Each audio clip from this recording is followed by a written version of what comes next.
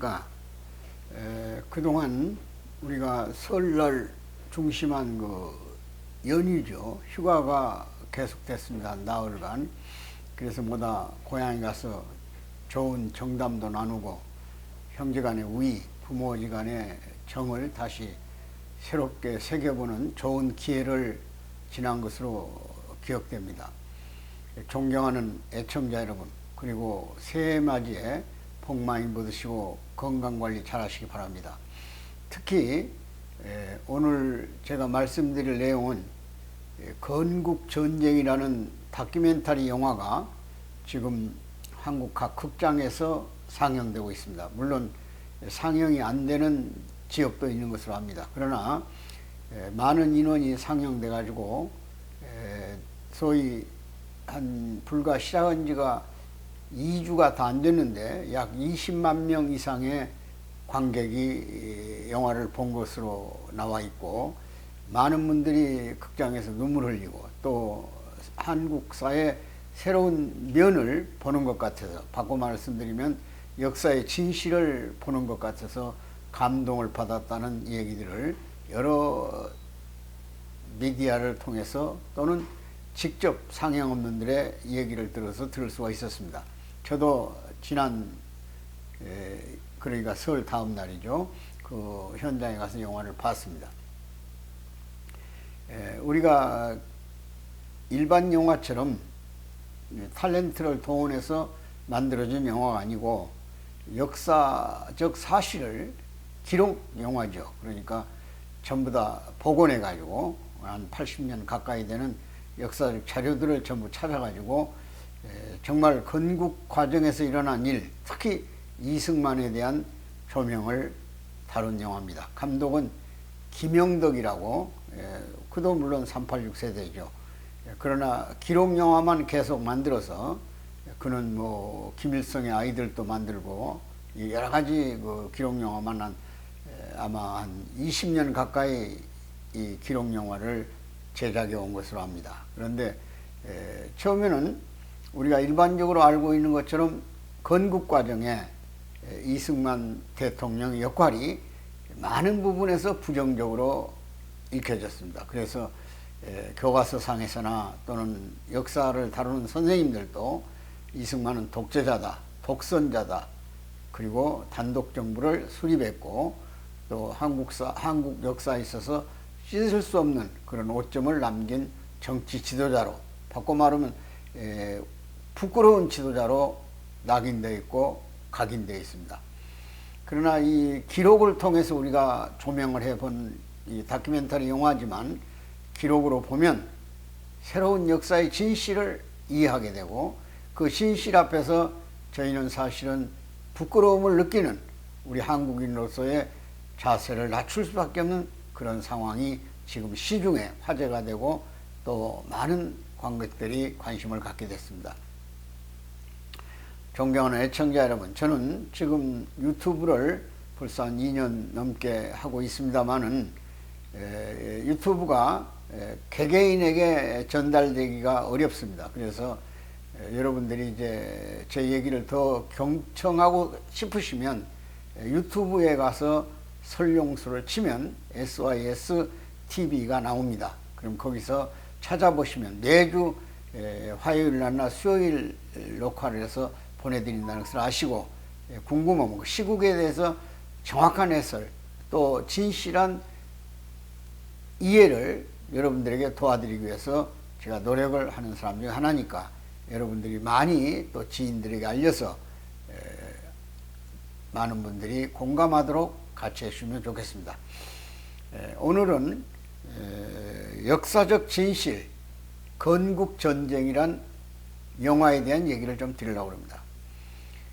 그 영화는 뭐 아까도 말씀드렸지만 해방 전후 한국 현대사의 진실과 오해를 풀어주는 아주 대단한 기록 영화로서 역할을 하고 있다. 그리고 당시 국제 정세가 어떻게 돌아가고 있는 걸 이해할 수 있게 됐다.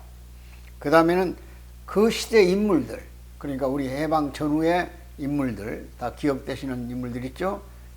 이승만, 김구 선생, 그 다음 여운형, 그리고 북한의 김일성, 또 박은영, 그 다음에 우리 김구 선생과 같은 중도 입장을 취하셨던 김희식 박사, 이런 분들, 송진우 선생, 이런 분들이 다 그 해방천후에 등장하죠.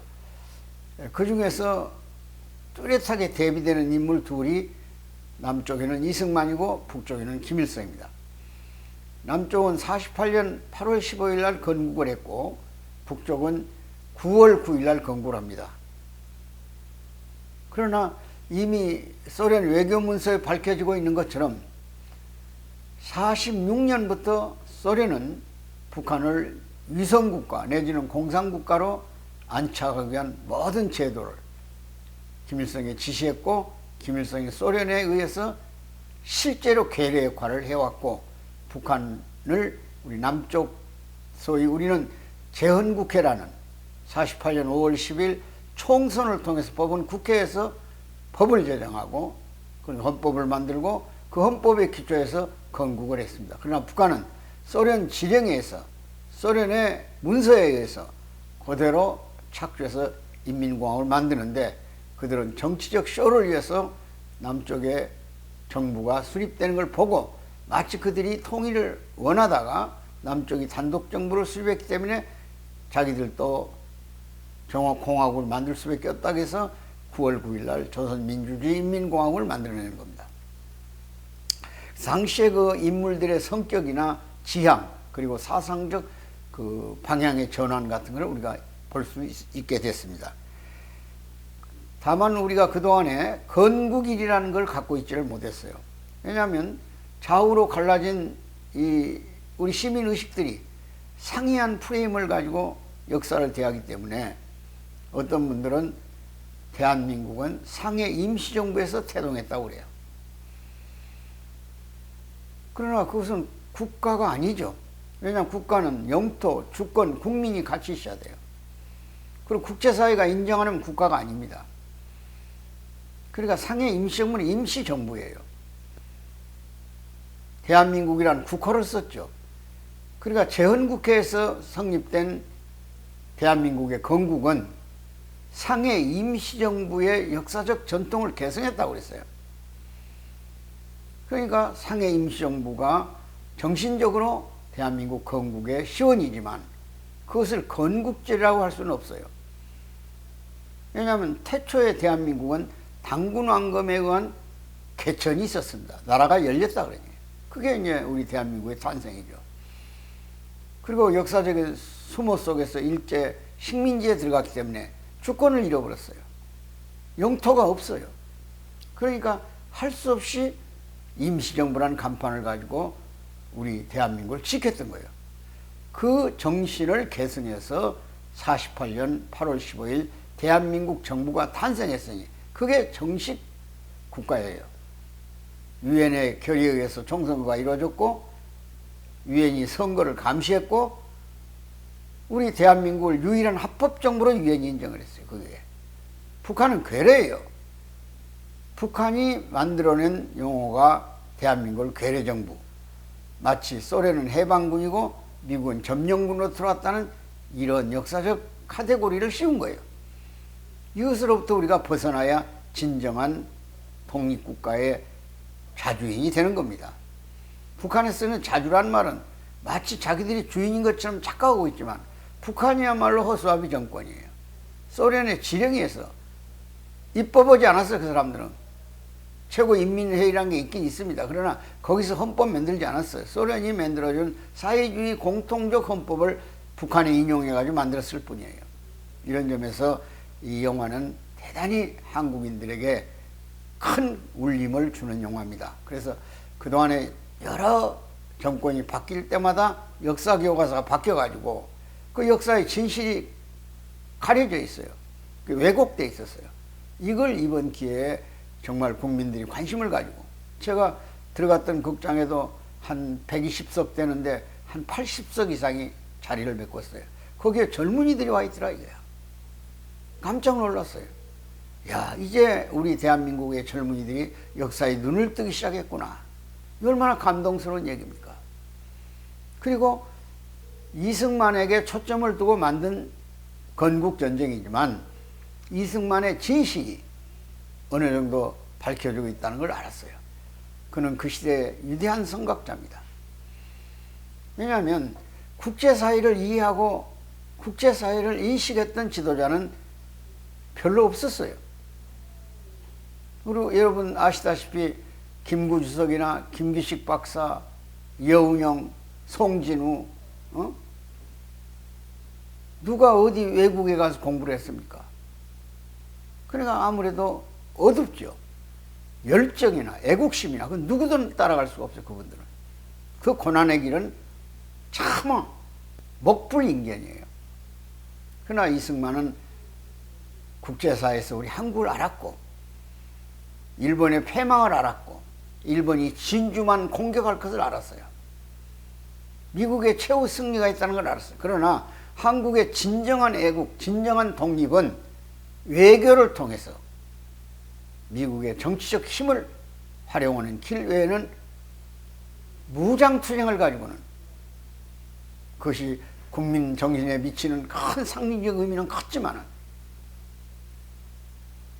안중근 의사의 거사라든지 이봉창, 윤봉길 같은 위대한 애국자들, 의사들, 그들에 의해서 유관순하나 같은 처절한 아픔을 통해서 민족 정신을 일깨운 데는 크게 기여했지만 실제 국권을 찾고 국제사회에서 대한민국을 건국할 수 있는 유일한 길은 외교라는 것을 그는 철저히 알고 있었습니다. 그러니까 많은 오해를 샀어요. 왜냐하면 남보다 앞에 가니까. 여러분 잘 알지만 당시의 인물 중에 여운형 같은 분은 일본 총독부로부터 이미 한국의 독립을 일찍 통보받았어요. 8월 15일 이전에 8월 초순에 벌써 일본이 패망을 알았으니까. 원자탄이 8월 6일 9일 떨어졌지 않습니까? 히로시마 나가사키에. 그리고 그때 이미 여운형은 알고 일본 총독부로부터 대한민국의 임시정부 수립을 사실은 요청받은 거예요. 그래서 건국준비위원회를 만들어요. 그리고 국호도 만들었어요. 인민공화국이라고. 조선인민공화국이라고. 북한하고 거기 같지 않아요. 북한은 조선인민민주주의공화국이고 여운형이 세우고 싶었던 나라는 인민공화국이에요. 왜냐하면 사회주의적 지향의 정치적 운동을 할 수밖에 없던 상황이 그 시대의 지식인들의 아픔이었어요. 그것이 정답인 줄 알았어요. 왜? 소비에트 혁명이 10월에 17년에 일어났지 않습니까? 20년에 중국 공산당이 창당되면서 중국 혁명이 성공적으로 마무리되잖아요. 49년에. 그러니까 결국은 그 시대 국제정세에서 핵심적 주류는 사회주의예요. 그러니까 사회주의 운동을 통해서 대한민국의 식민지 해방을 간절히 소원했던 그들의 애국심만은 믿어야 돼, 우리가. 그걸 가지고 과거를 가지고 매몰시켜서는 안 되는 거예요, 그것은. 존경하는 애국자 여러분, 건국준비에서 우리가 정확하게 밝혀야 할 몇 가지가 있습니다. 하나가 왜 남쪽이 단독정부 수립을 이승만으로 하여금 부르짖게 했는가. 그것은 북한이 정치체제가 완전히 소련의 꼭두각시에서 이루어져 있었어요. 그리고 대한민국의 국민의 모든 사상의 7, 80%를 사회주의가 지배하고 있었어요. 그러니까 이승만의 단독적인 행동을 과격하게 하지 않고는 이 나라를 바로 세울 수 없었어요. 혼탁기에. 그러니까 이승만은 대한민국만이라도 생존해가지고 그 힘을 길러서 북한을 통일해야 되겠다는 각오를 하게 됐고, 거기서 이제 김구나 김규식 같은 분들의 노선이 바뀌는 거예요. 김일성이 회유에 48년 4월 달에 북한에서 남북한 정치 지도자 협의회가 있었잖아요. 회의가 있었잖아요. 거기에 북한에 가서 김일성의 앞에 사주를 받고 귓속말로 당신을 부시속 시킬 테니까 북한에 머물러라든지 임시정부의 옥새를 나한테 갖다 달라든지 있다고 치설했어, 김일성이가. 여운형이 이미 건국준비 국가위원회를 처음부터 다 만들었다니까요. 그리고 이승만은 재헌국회가 48년에 있자마자 북한에서 토지를 무상 몰수해서 무상 분배했다는 내용을 알았어요. 이게 공산당 수법이죠. 소유권이 개인에게는 없으니까. 그건 국가 소유니까, 농토지가. 그러니까 북한은 이미 그걸 시행해가지고 농민들로부터 현물세라는 걸 받아들여요. 그 세금이죠, 결국은.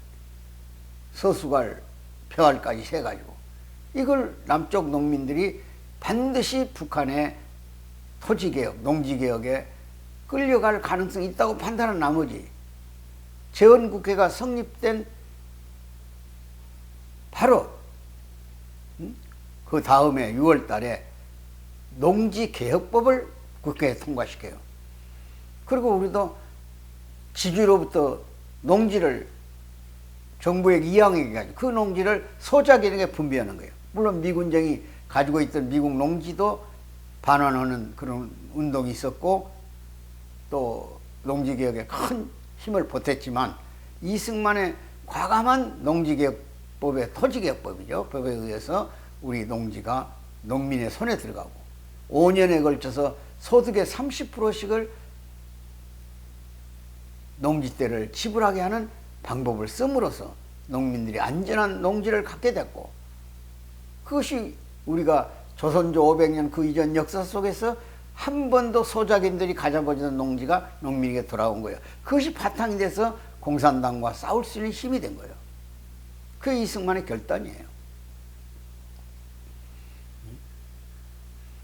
한국전쟁이 났어요. 그것도 물론 미국의 무모한 전략 수정 때문에 그렇죠. 주한미군을 49년 4월부터 50년 2월까지 철군시켜버려요. 고문단만 한 460명 남았어요. 그러니까 김일성이가 얼싸춤을 추고 스탈린을 만나고 모 대통령을 만나서 한국전쟁을 이끌어낸 거예요. 근데 서울이 전쟁 3일 만에 함락당해 버렸어요. 왜? 탱크, 우리나라에는 전차밖에 없는데 탱크를 가지고 240대가 소련 때 2차 대전에서 전승을 했던 T-35형, 34형 탱크를 가지고 남쪽을 밀어붙였다 이게요. 그러니까 서울이 3일 만에 함락당해 버렸죠. 거기서 대한민국 국군은 말할 것도 없고 그 위에 미군들 스미스 부대가 7월 1일에 오산까지 왔지 않습니까? 메가드에 의해서. 그때도 무너져 버렸어요. 탱크 때문에. 그것을 저지할 수 있는 유일한 방법은 한강다리를 폭파하는 길밖에 없었어요. 무모하게 한 게 아니에요. 이승만이 이미 수도를 서울서 대전을 옮기고 대전서 대구를 옮기고 이렇게 과정이 부산까지 가는 과정이 있었습니다만 결국은 전선을 총주의할 대통령이 탱크를 저지하지 않고는 수습할 수 없는 한국 패잔병들을 이끌고 반격의 기회 또는 공격의 그 강도를 줄이는 그런 방법이 유일하게 한강다리를 폭파함으로써만 가능하다고 판단했고 철저한 군사전략에서 한강다리가 파괴되고 이승만은 간신히 대전까지 가야 되는데 기차가 대구까지 갔다가 호통을 당하고 대전으로 다시 올라오는 그런 사례가 있어요. 그는 철저한 애국자고 최전선을 지켰습니다. 서울 시민들에게 안도의 숨을 쉬게 한 것은 용기를 잃지 말 희망을 줬을 뿐이지 서울 시민을 남겨놓고 자기만 도망간 것은 아니라는 역사적 진실이 이 영화에서 나타나요. 어떻게 한강다리가 폭파됐고 이승만이 수도를 옮기면서 대통령이 거처를 이동했는가. 이런 것들이 다 오해돼가지고 역사의 진실 속에 묻혔어요. 이승만은 뭐 비겁하게 한강다리를 폭파한 자기만 도망갔다느니 서울 시민들을 안정시켜놓고 공산주의 손 안에 넘겨줬다느니 한강다리 폭파 전에 부교를 놓아가지고 국민들이 편안하게 갈 수 있는 길을 열어놓고 폭발을 했어요. 그리고 마지막에 그 부교를 절단해서 소련 탱크에 오는 길을 막았던 겁니다. 이런 것들이 공적으로 다시 조명되지 않고는 안 되는 거예요. 전쟁 중에 이제 휴전이 무르익을 때 포로 석방 문제가 생겼어요. 북한 중공군 포로는 뭐 8만 몇천 명이고 우리 북한에 있다는 국군 포로는 8천 명밖에 없다는 거예요. 근데 이쪽에 북한 인민군이나 중공군의 일부 있죠. 그 사람들 중에서 공산당 실탁해가지고 안 가겠다는 거예요. 이게 이제 난제가 됐어요. 이때 이승만이 결행을 합니다. 그러니까 53년 아마 53년 6월 18일인 걸 겁니다. 그때 이승만이 극비리에 전국에 흩어져 있는 공산군 포로 가운데서, 북한군 포로 가운데서 약 북한군 중에서 반공포로, 소위 북한으로 안 가겠다는 사람이 3만여 명 되는데 그 중에 2만 700명을 철조망을 걷어버리고 석방해버렸어요. 민간복으로 갈아입고 잠적하라고. 그분들이 저 남미에 가가지고 사실은 남미 대륙을 개척한 겁니다. 아르헨티나라든지 또 그 옆에 있는 여러 나라들로 갔죠. 멕시코라든지 이런 나라로. 그래가지고 우리 한국인이 중남미에서 옷가게를 하고 또 악착같이 개발을 해가지고 지금 세계적인 이민들로 그리고 미국 대륙으로 넘어가는 그런 경험을 만들어가지고 세계성을 띠게 된 거예요. 이승만은 통치는 74세 대통령이 돼가지고 85세까지 약 12년 통치를 했어요. 근데 그는 재헌국회 때는 사실은 국회에서 국회의원을 뽑았어요. 5년으로. 근데 미국은 이승만이 철저하게 반공포로도 석방해버렸지. 미국 말 안 들어요. 아이젠하워가 격분했어요. 그래서 이승만 제거작전까지 했어요. 그러다가 한국의 정치판을 흔들어버린 것이 국회의원을 매수해가지고 그렇지 않아도 성시백에 의해서 좌파 국회의원들이 국회 뿌락치 사건이라 해서 미군 철수를 주장하고 한국에서 정치적인 사실상 테러를 계속 감행하고 있었는데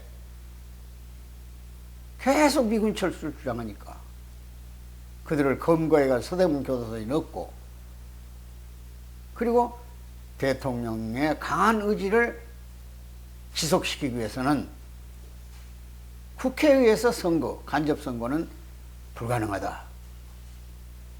그때도 민주당이 강한 반대 세력으로 나타났죠. 신익기 선생, 조병옥 같은 정치인들이 장면. 그러니까 이것을 직선제로 바꾸기 위해서 삼선개헌 부산 정치파동이 났던 거예요. 3.4.5.2인가요? 이런 사건이. 그러나 그는 다시 대통령이 됐어요.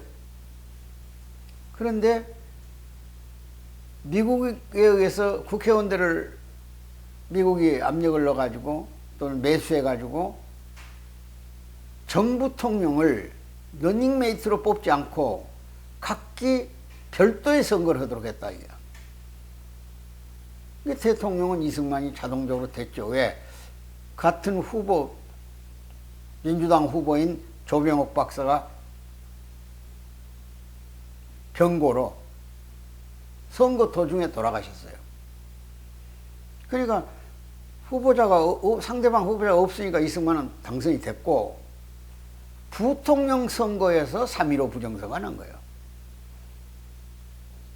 그 3.15 부정선거에서 이기붕이라는 사람을 이승만의 러닝메이트로 해서 당선시켜서 자유당, 정치적 안정을 꾀하려는 소위 밑에 내무부 장관 또는 뭐 경찰청장 이런 사람들의 조작에서 3.15 부정선거가 자행된 것을 이승만은 나이가 많으니까 그걸 이해를 못하다가 이제 늦게 알았어요. 그게 4.19가 난 거예요. 그것 때문에. 그 4.19 폭동회에서 경무대로 호소록에서 몰려가는 대모대를 위해서 경무대 경찰이 발포를 했어요. 그때 당시 많은 사람이 죽었죠. 100한 20, 30명 죽었다니까. 그리고 계엄사령관은 냉정하게 객관적으로 이 자유당 정부를 돕지 않았어요. 우리 민족끼리 풀릴 필요는 안 된다고 생각했겠죠. 한민족끼리. 결국은 이승만이 진실을 알고 선거를 다시 한다고 그랬어요.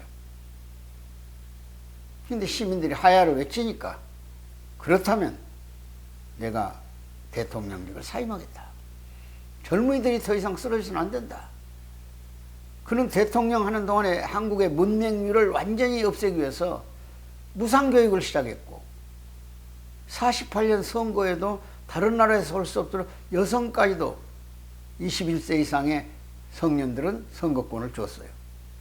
투표권을. 그만큼 우리 한국을 민주주의 기반 위에 세워놓고 시작한 거예요.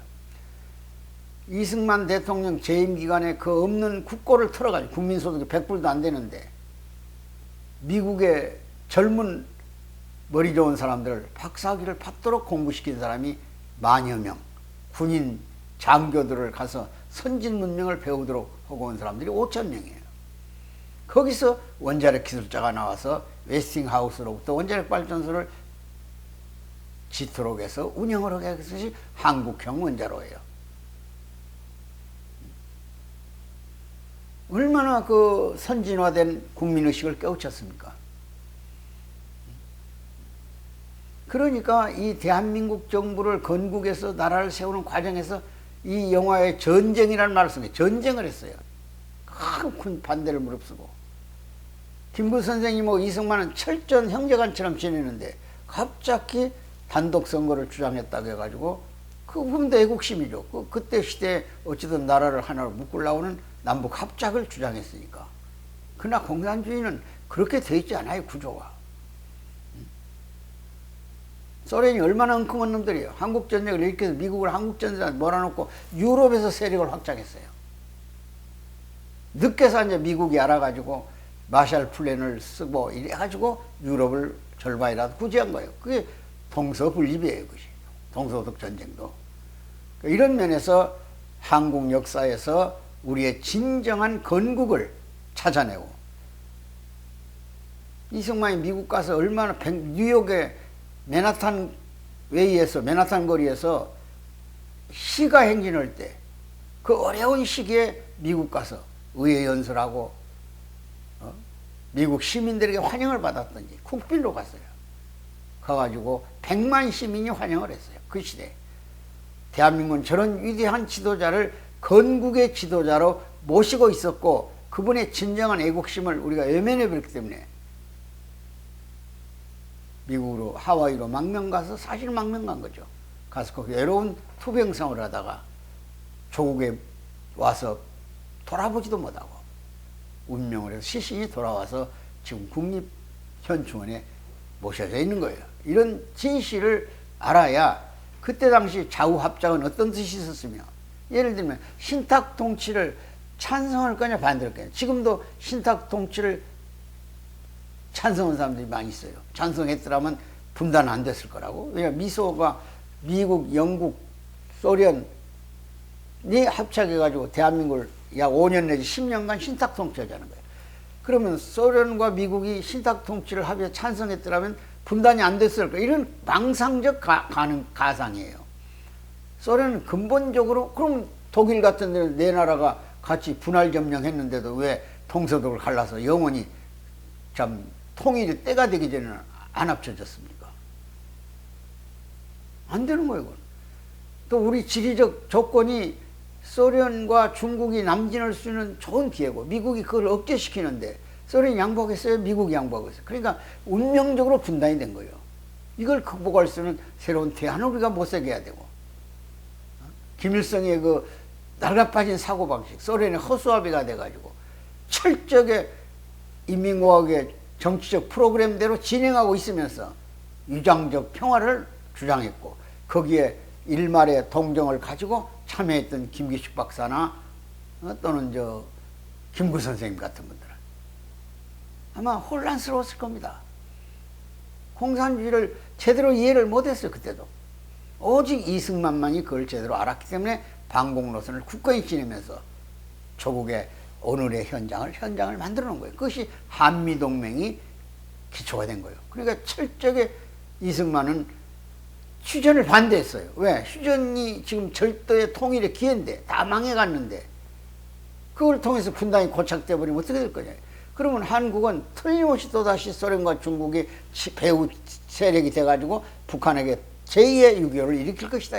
이걸 확실히 알았기 때문에 우리나라 100불도 안 되는 나라하고 그때 당시 미국 최선진국가 최대 국가하고 동등한 조건으로 한미방위 상호방위条約을 맺은 거예요. 그래가지고 지금 오늘까지 한국의 근대화를 안보의 틀을 만들어서 여기까지 왔으니까 우리가 남은 이제 그 유업을 이루는 길은 통일을 평화적으로 해야겠지만 북한 국민을 설득해서 마치 동독 사람이 서독에 흡수당해 버리듯이 북한 사람들이 물밀듯이 밀려와서 남북이 하나 되는 세상을 만드는 길에는 우리들이 이루어야 돼. 거기에서는 역사 인식이 반드시 필요하다. 그리고 우리가 건국절을 자유롭게 지낼 수 있는 건국의 아버지 되는 미국의 조지 워싱턴처럼 이승만을 다시 재조명해보는 역사의 진실 앞에 우리는 눈물을 흘릴 줄 아는 국민이 되기를 바라는 마음으로 오늘은 건국전 제 소감과 우리 시민들에게 호소하고 싶은 심정으로 말씀을